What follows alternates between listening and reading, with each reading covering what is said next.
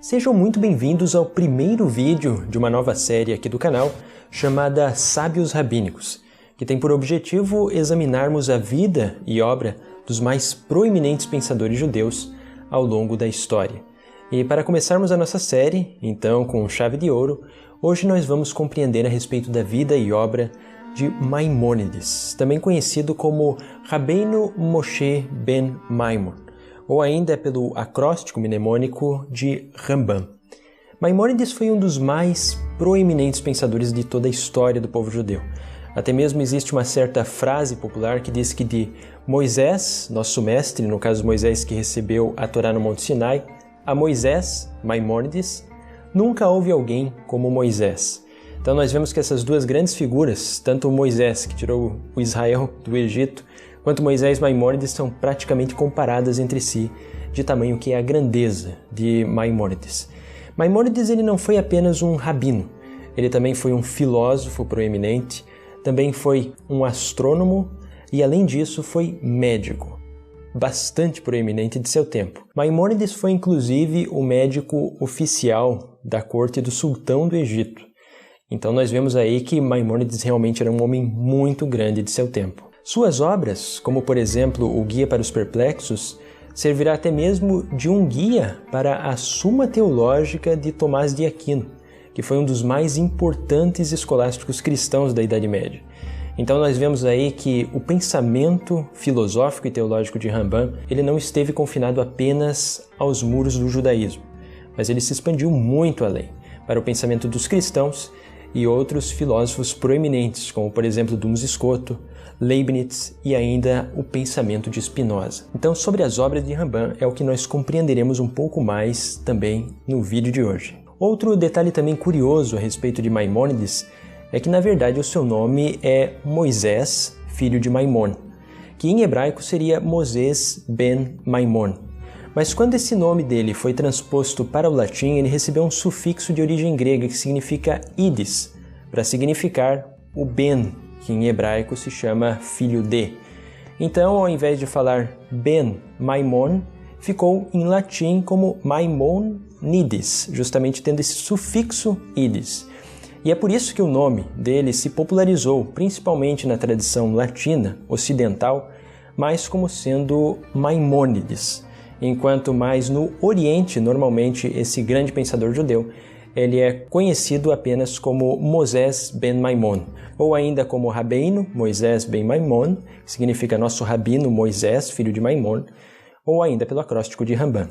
Agora, sobre a história de Maimônides, algo que é interessante de observarmos é que as fontes históricas elas são um pouco divergentes com relação a datas precisas. Por exemplo, a grande maioria dos pensadores e historiadores de hoje acreditam que Maimônides nasceu no ano de 1135, na cidade de Córdoba, na Espanha. Mas especificamente essa data de 1135, ela não é precisamente exata de acordo com todas as fontes. Por isso que alguns historiadores dizem que ele pode ter nascido até o ano de 1138. E ainda existem algumas divergências com relação também ao dia preciso de seu nascimento. Alguns acreditam que foi entre o dia 28 e 30 de março, e outros ainda acreditam que foi entre o dia 4 e 6 de abril, justamente por causa dessa pequena divergência entre as fontes históricas que nós temos. Assim como vão existir também algumas divergências com relação a 2 ou 3 anos para mais ou para menos em alguns dos eventos mais importantes que ocorreram na vida de Maimônides. Mas isto, obviamente, não prejudica aquilo que sabemos realmente que foram os fatos mais importantes e mais ou menos quando foram compostas as obras mais importantes da vida de Maimônides. Agora, nesse ano de 1135, que é o mais aceito como a data para o nascimento de Rambam Maimônides, na Espanha de Maimônides, quando ele nasceu, ela se encontrava sob o domínio político do governo muçulmano, islâmico. Então, essa parte da Península Ibérica, que hoje nós conhecemos como Portugal e Espanha, uma parte dela estava dominada justamente por esse governo político islâmico. E essa área ela era chamada de Al Al-Andalus. E também nesse período, tanto judeus quanto cristãos, eles tinham uma certa liberdade religiosa. Eles eram considerados pelos muçulmanos como sendo dhimmi, que são, no caso, os protegidos. Eles precisavam pagar apenas um certo imposto para o governo muçulmano, mas com esse imposto eles conseguiam ter essa liberdade religiosa. E foi a partir de então que muitos pensadores proeminentes judeus e também cristãos conseguiram se desenvolver de uma forma bastante grande na Península Ibérica, naquilo que é conhecido hoje como o judaísmo sefardita, e não apenas na Península Ibérica, também no norte da África de forma geral. Esse período em que os judeus e cristãos tinham uma maior liberdade religiosa no governo islâmico muçulmano, ele normalmente é conhecido como a Era de Ouro Árabe-Judaica, justamente por causa dessa liberdade de religião e uma liberdade de pensamento interessante que houve nessa época histórica e que é estudada até mesmo nos dias de hoje por conta dessa aparência de modernismo em que um respeitava o outro. Se bem que muitos historiadores contestam esse respeito que existia na Península Ibérica, mais especificamente nesse tempo. Mas esse período da Era de Ouro Árabe-Judaica, ele é um período que na história normalmente se considera como sendo do início do século VIII até a metade do século XII. No caso, estamos ali bem próximo da época do nascimento de Ramban Maimônides. Esse período da Era de Ouro ele acabou mais especificamente quando o governo que dominava então Al-Andalus, que era o anterior, o Império Almorávida, ele foi conquistado no ano de 1148 pelos Almohadas. Esses Almohadas eles eram, na verdade, fanáticos islâmicos, que não toleravam nenhuma opinião que fosse contrária a deles. E também perseguiram muitos judeus e cristãos que tiveram que buscar exílio em outros lugares, tanto mais ao norte da Península Ibérica, que estava sob domínio do governo cristão, e os judeus buscando refúgio em outras cidades que não tinham um controle tão autoritário dos Almohadas. E esse grupo do Império Almohada, ele foi tão firme em suas perseguições que eles não perseguiram apenas judeus e cristãos. Eles perseguiram também os próprios islâmicos que discordassem de suas opiniões.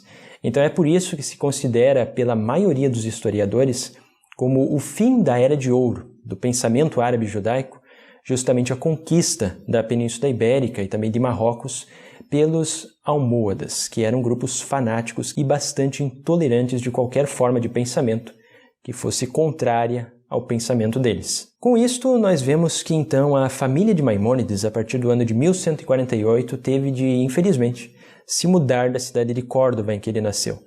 Durante 11 anos eles ficaram peregrinando ao sul da Península Ibérica e também em algumas cidades ao norte de Marrocos, ali atravessando então o Estreito de Gibraltar. E por volta do ano de 1159 foi quando eles estabeleceram-se na capital de Marrocos, que é a cidade de Fez, que tinha uma certa liberdade um pouco maior e não tanta perseguição por aquela época. Mas é claro que a família de Maimônides não conseguiu se estabelecer permanente ali. Alguns anos depois, por volta do ano de 1168, eles também voltaram a se mudar para outros lugares que poderiam cumprir com os preceitos de sua religião, bem como ter uma individualidade de pensamento maior. Então, por volta do ano de 1168, eles se mudaram primeiramente por durante um tempo em Israel-Palestina, na Terra Santa, considerada pelos judeus, mas logo depois eles estabeleceram residência na cidade de Alexandria, no Egito, ainda também por volta desse mesmo ano de 1168. Muitos comentadores judeus e também historiadores concordam que Maimônides ele já tinha, nessa época, mesmo em sua juventude, e nessas várias andanças que a sua família teve de fazer, uma grande paixão pelos estudos, e não apenas os estudos relacionados à sua religião, que eram a Torá e as leis provenientes do Talmud, que é considerada como a lei oral, isso é, a Mishnah, Guemará, bem como comentaristas posteriores. Mas Maimônides também ele tinha uma grande paixão pela filosofia e pelas ciências. E foi por isso, até mesmo, que as obras dele tiveram grande influência em pensadores posteriores, tanto em filosofia quanto em ciências, como por exemplo a astronomia, e ainda também com o pensamento de Ramban a respeito da medicina, que foi algo que influenciou muitos médicos também posteriores a ele. Ainda por volta deste ano, entre 1168 e 1169, quando Rambam e também sua família se estabeleceram em Alexandria, no Egito, nós tínhamos então aquele período chamado das Cruzadas, que houve aquelas várias escaramuças e guerras entre judeus e islâmicos por conta da Terra Santa.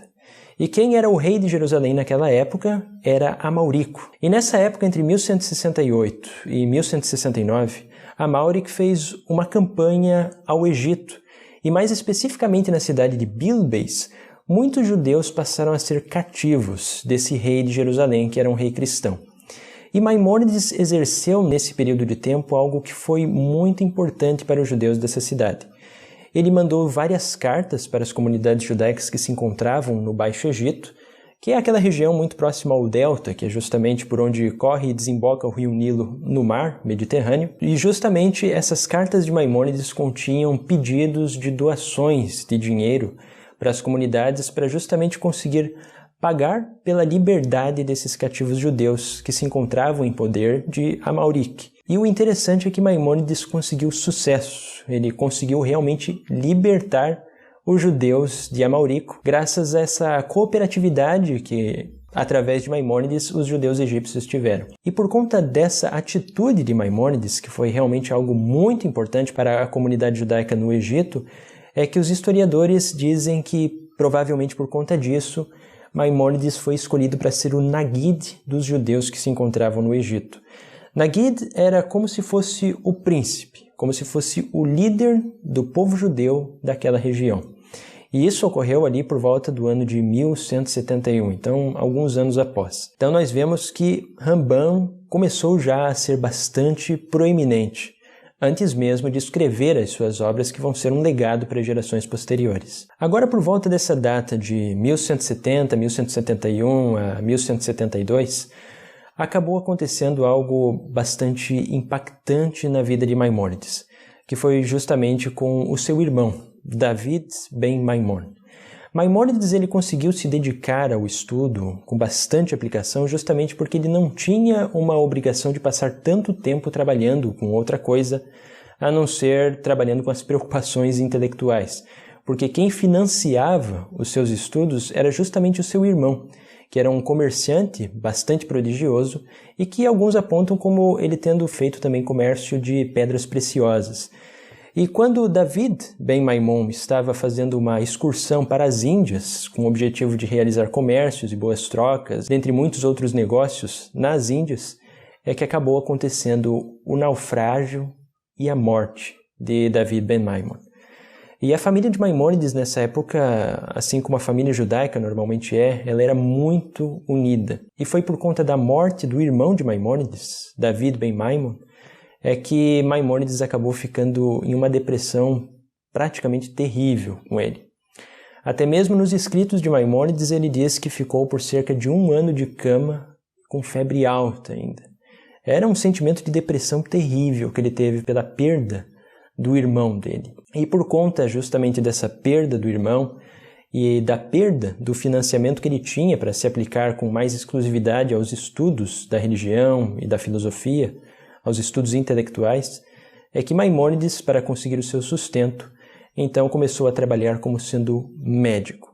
E por conta dele também ser o Nagid do Egito, ele conseguiu uma maior proeminência e se tornou até mesmo o médico oficial do sultão do Egito, que, como nós lembramos, nessa época era Saladino. Com isto, até mesmo alguns historiadores ficam, de certa forma, um tanto perplexos com relação a Maimônides, apesar de todas as ocupações que ele tinha como médico, ainda assim, em anos posteriores, conseguir fazer obras tão magníficas. Como, por exemplo, a primeira obra dele, que foi uma obra realmente grandiosa e de um impacto profundo no pensamento da lei judaica, foi o Mishneh Torah, ou também repetição da lei, que seria em português, que em hebraico também é chamado de Yad HaZakah, que significa mão forte. Justamente porque essa palavra Yad, que significa mão, em hebraico ela tem um valor numérico de 14. E justamente esta obra do Mishneh Torah de Rambam, ele tinha também 14 tratados. Então foi por isso que ele acabou recebendo esse nome de Yad HaZakah, mão forte. E essa obra ela foi muito significativa, porque o propósito de Rambam era justamente conseguir fazer uma condensação de toda a lei judaica. Tanto aquilo que se encontra na Torá escrita, que é o Pentateuco, que se acredita, segundo a tradição judaica, que foi recebida no Monte Sinai por Moisés, quanto a lei oral, que muitos judeus tradicionalistas também creem que foi recebido por Moisés, só que foi passado oralmente através das gerações. E com a destruição de Jerusalém pelos romanos e a dispersão do povo judeu, que é chamado em hebraico de Galut, os judeus foram obrigados a escrever essa lei oral, para que não ocorresse a perca dela. Então é aquelas obras que nós temos, como a Mishnah, a Gemara, que formam o Talmud, bem como comentários posteriores. Isso tudo é uma coleção praticamente enciclopédica de lei judaica. E a proposta de Maimônides era justamente condensar todas essas leis de uma forma lógica e absolutamente ordenada para que fosse uma obra de fácil acesso, não apenas para os eruditos, que têm que ter uma obrigação de dominar o Talmud inteiro para fazer uma escolha de lei judaica. Assim se tornaria algo muito mais fácil até mesmo de estudar a lei judaica. Até mesmo alguns judeus posteriores criticaram Rambam porque acreditava que ele estava querendo suprimir completamente o estudo do Talmud por conta de seu Mishneh Torah. Mas Rambam até mesmo foi bastante enfático em dizer que não. A proposta dele não era acabar com todo o estudo do Talmud. Ele queria apenas clarear todos os aspectos da lei em sua obra. E algo muito interessante também sobre o Mishneh Torah é que, de fato, ele se tornou quase que uma obra praticamente canônica dentro do judaísmo durante as gerações posteriores. Por exemplo, até hoje, quando um judeu vai estudar para se tornar rabino em uma escola rabínica que é chamada de Yeshivot, um dos estudos fundamentais que se tem que ter é dentro do Mishneh Torah de Rambam. É uma obra praticamente fundamental para se determinar as várias leis dentro da religião judaica. Agora é claro que pelo fato de Rambam ter como propósito condensar toda a lei judaica, além das críticas que ele recebeu em gerações posteriores de querer simplesmente extinguir o estudo do Talmud, algumas críticas que ele recebeu foi com relação à falta de fontes que o Mishneh Torah acabou tendo.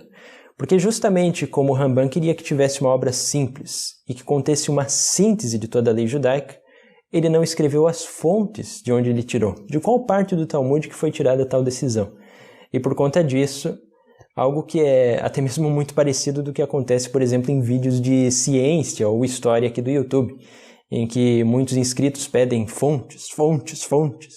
Até mesmo a carapuça serve um pouco para mim mesmo, que muitas vezes quando tem algum assunto polêmico, eu peço as fontes para determinado autor para saber se ele está falando realmente aquilo que é correto ou se ele está inventando isso da cabeça dele. E o Mishneh Torah de Rambam não tinha essas fontes, e por isso é que foi um motivo de crítica por alguns judeus. Mas é claro que com o passar das gerações foi mais e mais sendo aceito, e vendo que as decisões haláricas, que significa a lei judaica, essas decisões de Rambam estavam sim muito bem fundamentadas na tradição escrita e oral do povo judeu. Agora, alguns anos após Rambam ter concluído o seu Mishneh Torah, ele concluiu, cerca de 10 anos depois, uma outra obra significativamente importante, que foi o Guia para os Perplexos, que é uma obra que não é apenas teológica, mas também é filosófica. O propósito do Guia para os Perplexos, que em hebraico é conhecido como Moreh Nevuchim, era fazer uma síntese de tudo aquilo que havia de filosofia dentro do judaísmo com a filosofia aristotélica grega e também com ideias científicas daquela época. E esse guia ele foi tão importante não apenas para os judeus, que até mesmo os cristãos o utilizaram, como por exemplo o Santo Tomás de Aquino, que foi doutor da Igreja e um dos mais importantes escolásticos cristãos da Idade Média, que utilizou o Guia para os Perplexos de Maimônides como um guia para sua própria obra, a Suma Teológica, obviamente fazendo certas adaptações para que o pensamento de Rambam se encaixasse no pensamento cristão. Um dos propósitos principais que essa obra de Rambam tinha, que é o Guia para os Perplexos, é justamente esclarecer certos aspectos da religião judaica com a filosofia grega aristotélica. Isso porque o fenômeno que estava acontecendo nesse período chamado a Era de Ouro árabe-judaica, que por volta dessa época já estava praticamente no fim, é que muitos judeus, quando estudavam a filosofia de Aristóteles, a filosofia de Platão, bem como várias outras ideias das ciências daquela época, eles acabavam perdendo a fé em muitos princípios da religião judaica, assim como também muitas vezes acabavam trazendo essa filosofia estrangeira ao judaísmo e adaptando o judaísmo a ela, criando certas ideias que muitas vezes eram contrárias a religião judaica. E Maimônides, justamente com a intenção de reforçar essa religiosidade judaica e também explicitar de que a religião judaica pode sim conversar com a filosofia grega e com as ciências, e não apenas isso, confrontar as ideias entre si, ele criou esse guia para os perplexos, que, como o nome diz, é um guia para aqueles que estão perplexos com as várias ideias que existiam naquela época. Trazendo para os dias de hoje, seria mais ou menos como acontece em muitas religiões cristãs, judaicas e islâmicas também de nossos dias, como, por exemplo, nas tentativas que existem atualmente em conciliar aqueles relatos da criação de Gênesis, como, por exemplo, as ciências biológicas que foram se desenvolvendo a partir da teoria da seleção natural das espécies de Charles Darwin. É mais ou menos uma intenção semelhante que Rambam tinha, de tentar fazer com que certos aspectos da tradição judaica conciliassem com o conhecimento científico e filosófico daquela época também. E algo também importante do pensamento de Maimônides, que era muito semelhante nesse aspecto com o pensamento dos escolásticos cristãos, é de que nada na religião que é revelado por Deus pode entrar em contradição com aquilo que é descoberta científica ou pensamento filosófico. Isso é, se a religião ela é realmente algo que provém de Deus, é óbvio, segundo o pensamento de Rambam, que ela não poderá entrar em conflito com as ciências. Então é mais ou menos da seguinte forma: ou os religiosos estão pensando de uma forma errada, ou então a própria ciência está sendo feita de uma forma errada.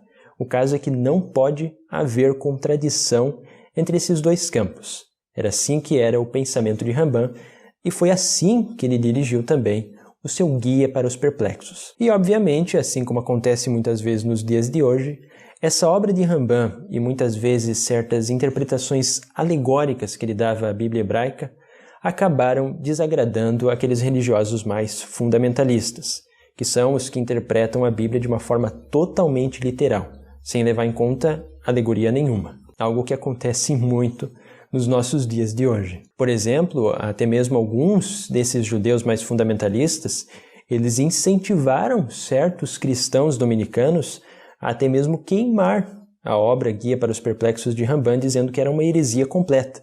Ainda outras opiniões que levaram a críticas bastante hostis de fundamentalistas pela obra de Rambam foi com relação ao entendimento que ele tinha sobre o espírito de profecia, em que ele não considerava que fosse algo sobrenatural ou ainda como uma manifestação de Deus em alguma pessoa ou coisa semelhante. Maimônides acreditava que o espírito da profecia poderia ser algo alcançado por qualquer pessoa, através de preceitos éticos, através do cumprimento de preceitos da Torá, através de uma vida correta e uma vida íntegra em totalidade. E essa opinião também ela era muito semelhante, uma opinião que não colocava então uma sobrenaturalidade no espírito profético, era muito semelhante a que o filósofo Benedito Spinoza expressou no século XVII. E essa opinião, algo que é curioso, é que Spinoza, por conta dela, e dentre outras ideias que ele tinha, mas essa opinião contribuiu em muito para que ele fosse excomungado da comunidade judaica. Então nós vemos aí que essa independência intelectual de Rambam, muitas vezes ela fazia uma certa linha tênue entre o pensamento individual e a própria heresia dentro do judaísmo. Mas é claro que Rambam Maimônides não se preocupava muito com isso. Ele até mesmo escreve que ele prefere agradar a um único sábio do que 10.000 tolos. Então nós vemos aí a grandiosidade intelectual e do pensamento de Rambam Maimônides. Outra tendência teológica de Rambam, que é também muito curiosa, é que ele tinha uma certa tendência à teologia apopática, que justamente é aquela que diz que é incorreto para o ser humano fazer qualquer atributo positivo a Deus. O mais correto é se referir a Deus através de atributos negativos. Como, por exemplo, é incorreto para um ser humano dizer que Deus é sábio. O mais correto seria dizer Deus não é ignorante. Ainda um outro termo, seria incorreto dizer que Deus é um. O mais correto, segundo a teologia apopática, é dizer que não há uma unicidade que se compare a Deus. Isso porque, segundo essa teologia, a limitação intelectual do homem é tão grande que não tem como o ser humano saber exatamente como é Deus. O máximo que o ser humano poderia alcançar é saber aquilo que não é Deus. Então essa é uma tendência que nós vemos dentro dos escritos de Rambam Maimônides.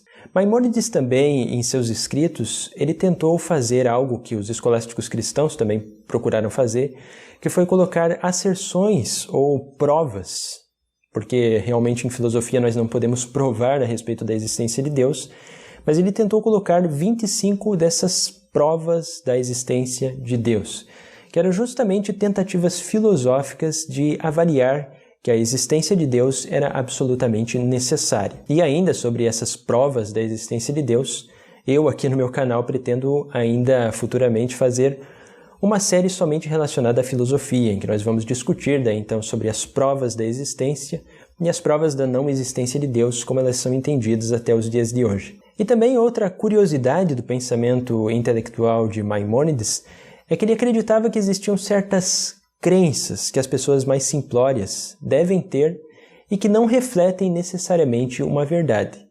Como, por exemplo, a questão de ira de Deus. É incorreto, segundo o conceito filosófico de Rambam Maimônides, dizer que Deus se irrita com alguma coisa, porque Deus não está submisso a qualquer paixão que seja semelhante à dos seres humanos.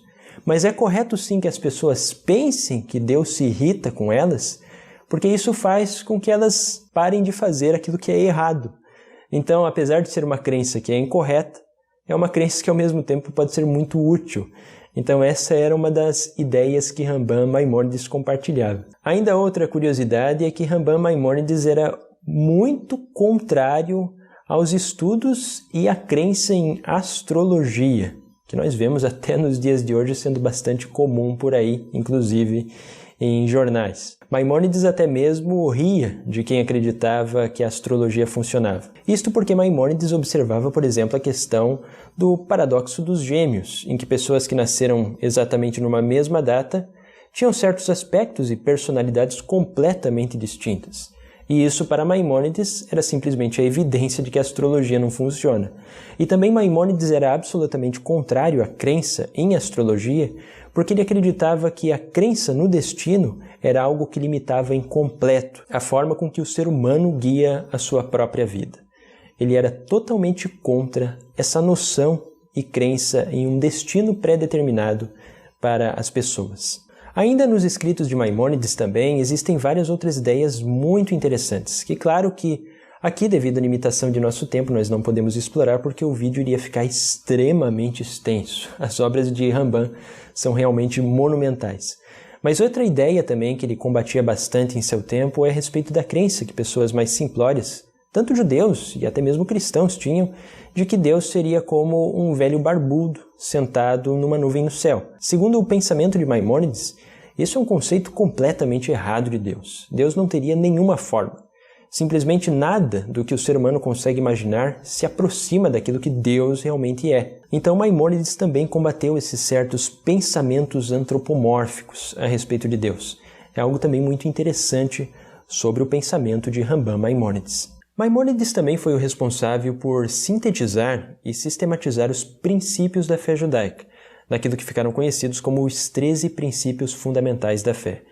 E esses princípios eles foram tão universalmente aceitos pelas diversas comunidades judaicas, tanto de sefaraditas, askenazi, que eles até mesmo foram tornados como um cântico, que é chamado de Igdal, por volta do século XV, mais ao início do século XV. E o cântico de Igdal ele passou então a ser entoado em todas as sinagogas após o Adon Olam, e ele é um dos cânticos mais importantes nos serviços devocionais de sinagogas. Ele é feito mais ou menos da seguinte forma, primeiro de uma forma um pouco mais lenta. Igdal Elohim Chai veishtabach nimtza venetel metziuto echad ben yachid keichudo nelan vegan ensof leachduto im lo demut haguf ve'eno guf lo naroch elav kedushato. Existem também ainda outras melodias que são um tanto mais rápidas, como por exemplo algumas que são entoadas em sinagogas de tradição sefardita, que, dando continuidade no Igdal, elas são feitas mais ou menos da seguinte forma. Kadmon lehol davar asher nivra, rishon vemreshit lereshito, hino adon olam lehol notzar, yore gedulato umalhuto, shefa nevuato ne'etano el, anshe segulato vetifarto, lokan be'Israel ke Mosheot, navium abitit emunato, Torah temenatam le'amoel, al yad nevio ne'eman beto, lo yachal Israel velo yamir, dato leolamim lezulato. E ainda existem também outras versões de melodia que são um pouco mais lentas, mas também seguindo a mesma tradição sefardita, que é mais ou menos entoada da seguinte forma. Sofe veyodea setarenu, mabit lesof davar bekadmato, gomelei chesed kemifalo, notem lerashra kerishato, Ishlach leketz yamin meshichenu, lifdot mechakeketz yeshuato, metim yechiel berov chazdo, Baruch adei Hashem tehilato. E ainda existe também um 14º verso na tradição sefardita, que ele é entoado da seguinte forma. Ele shelosh ezre leikarim, yesod Torat Moshe unevuato. E ainda existe também esse verso, uma tradição que é um pouco mais longa, que por vezes também nós encontramos e são entoados em tradição sefardita. Então agora nós podemos compreender um pouco mais a respeito de como que foi grande a importância desses princípios da fé de Maimônides e também das obras de Maimônides, que não apenas foram importantes para a fé e o pensamento religioso judaico, mas sim para a fé e o pensamento cristão, bem como o pensamento filosófico moderno até os dias de hoje. Ramban também escreveu outras obras bastante importantes, como por exemplo comentários sobre todos os 613 mandamentos contidos na Torá. Ele ainda escreveu cartas aos judeus do Iêmen, escreveu também obras relacionadas à apostasia, escreveu também obras relacionadas à responsa com relação a dúvidas que se tem sobre a tradição oral. Então Maimônides realmente foi um grande intelectual de sua época e que influencia o pensamento não apenas religioso, mas também o pensamento filosófico de maneira geral, até os dias de hoje.